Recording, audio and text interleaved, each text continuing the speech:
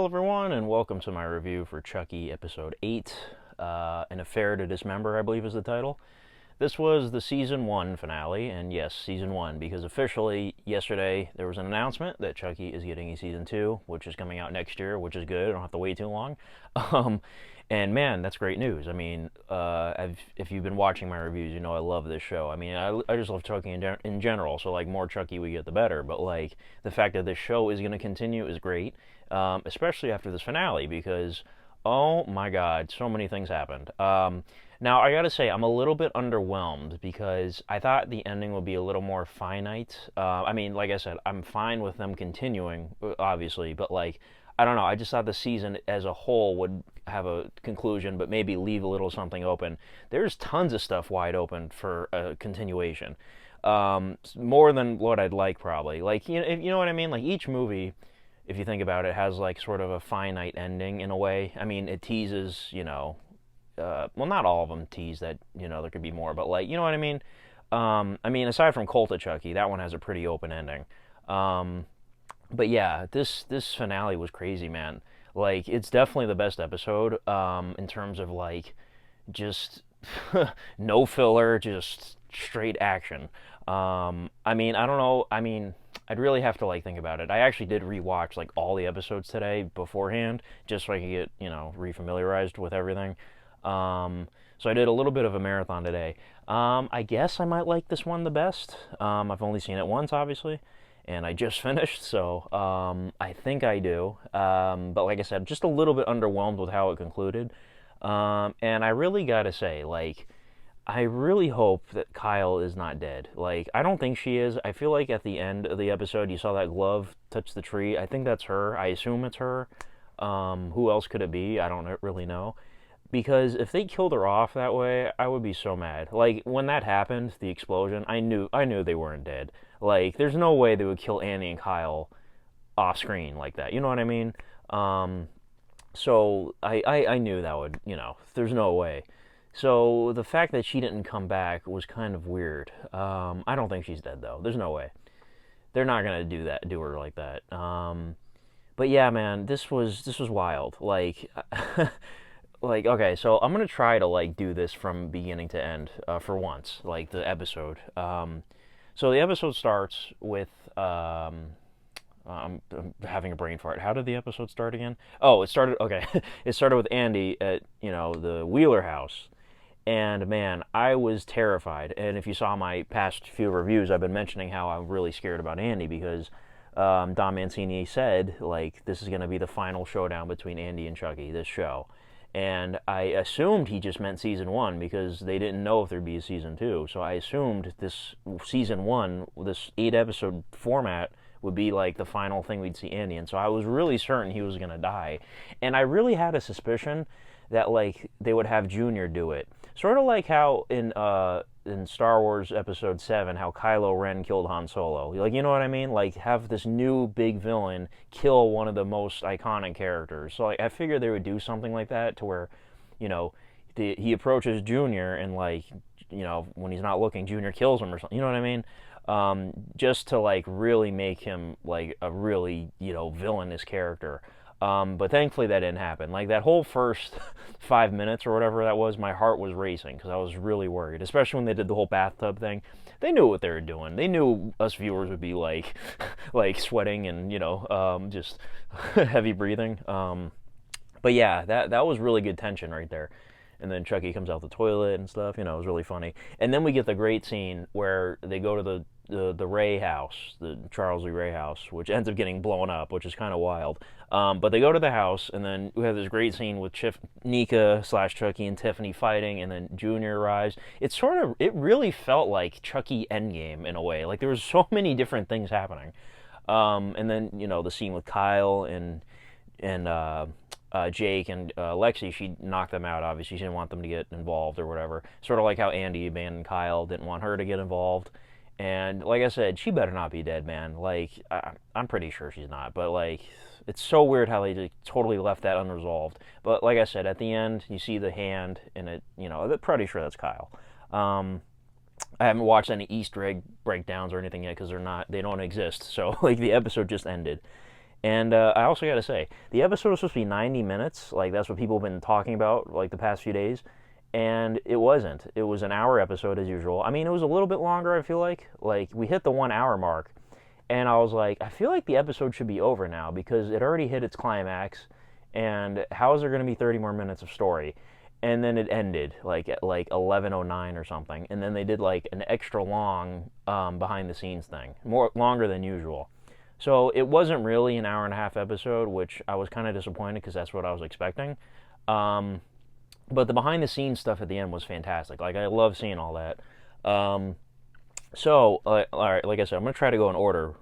So we get the scene with Junior and then Nika, Tiffany, and Jesus, what was it, like 72, 73 Chucky dolls? Like, oh my God. Some of that was really well done. Like, you see that, like, wide shot with, like, the front row of Chuckies all lined up with each other. That looked pretty good. But then, like, when you see the Chuckies in the back and they're just, like, stationary, like, I don't know. They could have did a little bit better of a job with that, but I understand it's, like, super complex trying to accomplish that. But it was still a really good scene. Like, it was fantastic. And then you get the reveal that Tiffany actually, like, at first I didn't know if she was being serious. Like, she wanted to be with Nika. Like, I didn't know. But, like, as usual, Tiffany and Chucky, they have their epic breakup. And then you get the reveal also that apparently Tiffany called the cops on Chucky in 1988. Now, all right, let me try to understand this. So there was the first retcon with Chucky having the Heart of Damballa on his neck and Bride of Chucky during that night, which is not true. Then there was the retcon in Curse of Chucky about Nika's mom being there that night and Chucky was messing with her and then the cop showed up. That does not make sense either, technically, because what's Eddie Caputo doing? You know what I mean? And then now we get a third retcon to that night with Tiffany being involved. Now, I guess if you splice it all together, it might make sense because we don't necessarily need to see the heart of the ball around his neck like he'd be tucked into his shirt or something. Whatever. I can forgive that one, I guess. And then the whole thing with like him and Nika's mom or whatever. I guess you could say like he might have met up with Eddie Caputo, they kidnapped her or whatever. Or no, he had her living in that place. I don't remember. I haven't watched Curse of Chucky in a while. But I guess you could say like Tiffany knew about the hideout and she like tipped them off to it, and then that's how they caught him.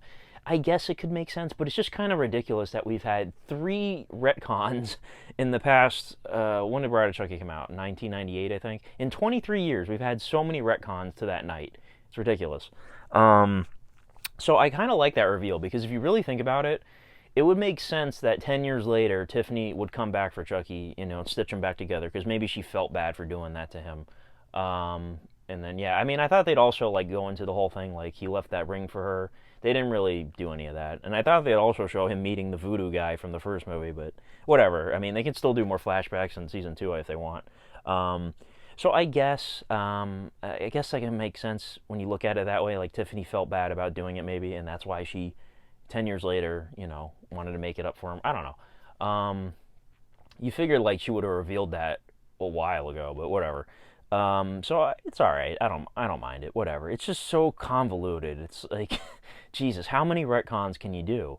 So yeah, and then she decapitates Chucky, which is crazy. There were so many like crazy moments in this. Like I mentioned that earlier, but like Chucky died a couple times in this. I think three Chuckies died. She cut off the one's head, and then Junior stabbed the one behind the theater, and then Jake strangled the other one, which that was a crazy death too. Like my God. So the gore and violence was excellent in this one. Like there was tons of people getting killed. And they even did like the little body count thing at the end, which is funny. So I know I'm jumping ahead, but then, yeah. So we have that scene. So Tiffany, it seems like she'll still go through with the plan, and now we finally understand what the plan is. Actually, Chucky is actually going to make himself a worldwide killer. Like he's going to ship the dolls all over the country, and which is crazy. 72 different Chuckies, and I'm glad we have like a finite number too. So who knows? Maybe like season 2. I mean, I don't know what's gonna happen with with the truck, because Andy and Tiffany are in the truck, and that was so cool seeing the doll, the Tiffany doll again. I'm glad they actually did that. I was really hoping too we'd get Glenn and Glenda, but we got a reference to Glenda, which is fine, But yeah, I mean, and then also the theory that the teacher would be Glenda because she has red hair and has the juvenile delinquent past, that turned out to be just a wild goose chase, I guess. So I think they did that on purpose because they knew people would think that. But for me, it doesn't make sense, like timeline wise. Glenda would not be that old in 2021, if she was born in 2004, right? I mean, if that's when Seed of Chucky takes place. Like, she is a younger teacher, but, like, she could not be Glenda timeline-wise. Like, it doesn't make sense. So, I'm glad that's not the case. But yeah, this episode was wild. So, after that scene with the whole evil villain's lair, as I like to call it, so Andy arrives to save Devin. And then Kyle arrives, and then the bomb goes off, and, it's like, did they just die? Cuts the commercial. It's like, oh my god, did they just die? Because, like, I have to sit through this stupid commercial break where, like, I don't know if anybody else got the same commercial break as me, but it was like this thing about women taking a poo or something. It was so weird. Like, it was like a bathroom thing. Like, it helps you digest. It was so weird. Anyways, I'm like sitting, like, urgently waiting to see what happens to Andy and Kyle, and I'm watching these stupid commercials. Anyways, God, I gotta love cable TV, right? So yeah, and then we get the reveal afterwards that Devin survived, and then Jake is happy to see him, and it said there was casualties in the explosion. Now, maybe people were in the area when the house blew up, or maybe, like, shrapnel went all over the place and might have killed somebody, whatever. But I knew they didn't kill Andy Kyle. There's no way they did that. Like, seriously, after all these years, they would at least get an epic death. Like, an explosion is an epic death, I guess, but, like, they would show it, you know what I mean?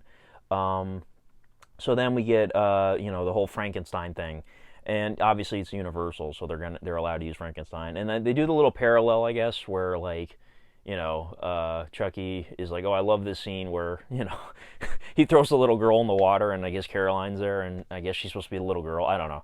But then they have the whole mob mentality thing with the people running out of the theater, and, I'm surprised that Lexi's mom didn't die. Like, in the behind-the-scenes thing, she was supposed to die, I think, but she, like, convinced Don Mancini, like, don't kill me off, please. I really thought she would have bit the dust, but she didn't. The dad did, which, it's funny, because he got killed in the last movie, same actor. I figured one of them had to die at least, because, like, Lexi's parents survived the whole thing almost, so, everybody else's parents are dead.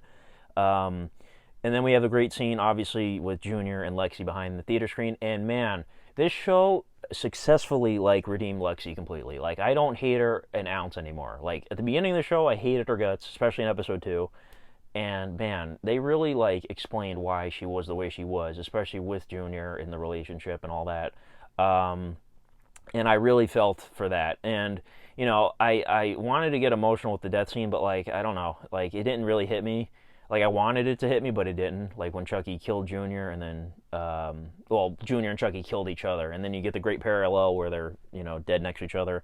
And obviously, with the movie playing, it's Frankenstein and his creator fighting each other, But yeah, that was great. Like, we needed a big death, so, Junior...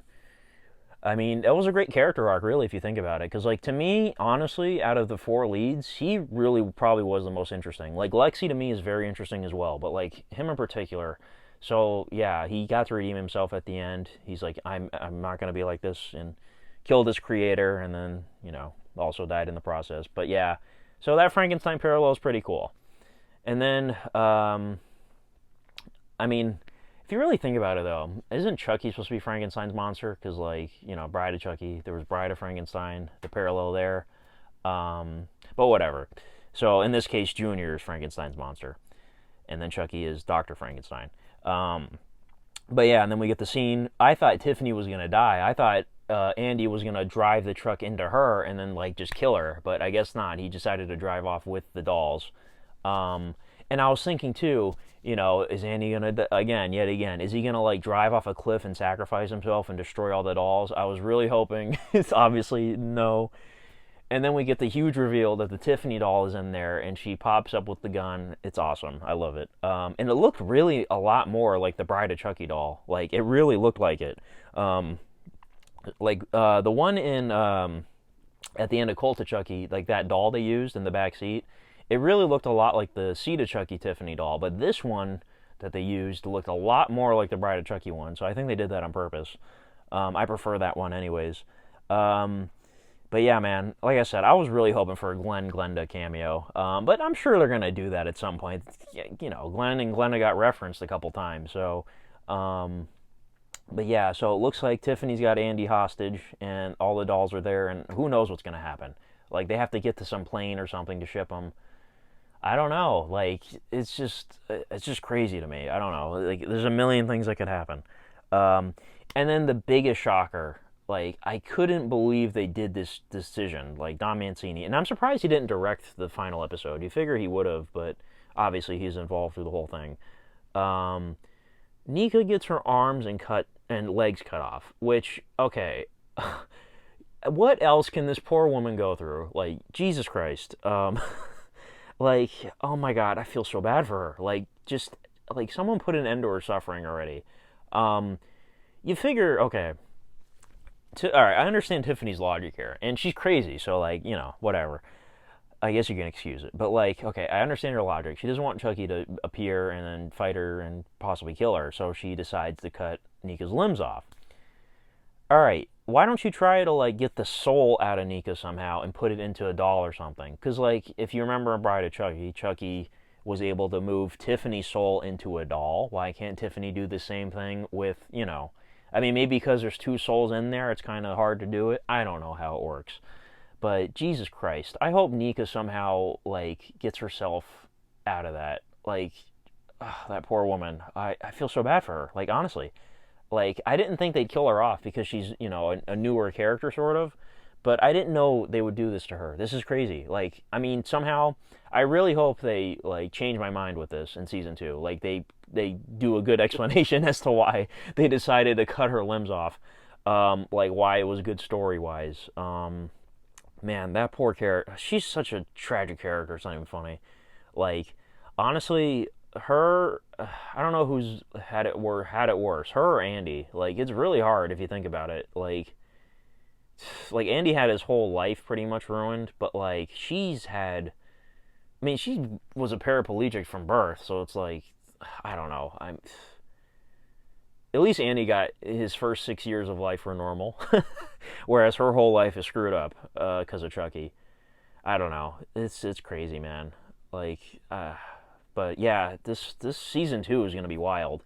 So if you have theories for what could happen, let me know in the comments. Obviously, we're going to have, Devin and Jake and Lexi be a team.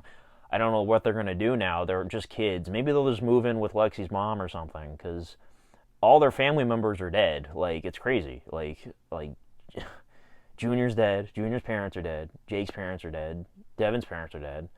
Lexi's mom is alive, but her dad's dead, and she's got her sister.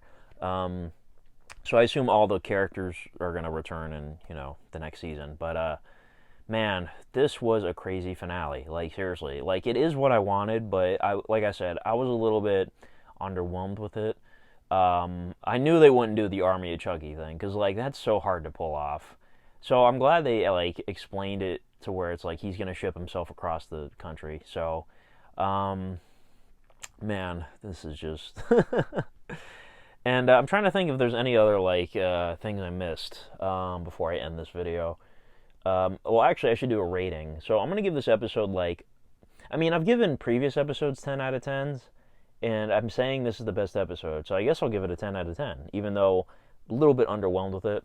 But I don't know. Maybe when I rewatch it more, I might like it. I don't know. And I almost forgot, the Chucky shirt of the week. I love this one. This is great. And it's appropriate, too, for, what happened. But yeah, I think that might be it. So let me know your guys' opinion on the episode and your theories for Season 2 and whatnot. And what do you think about Kyle and, that ending? Whose hand was that? I think it's Kyle. But yeah, like I said, let me know your thoughts on the whole season, and like maybe do like a ranking of your episodes. I might do a video for like a ranking. I don't know.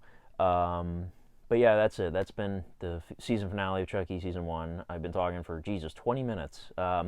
So thank you for watching, and have a good one. Bye-bye.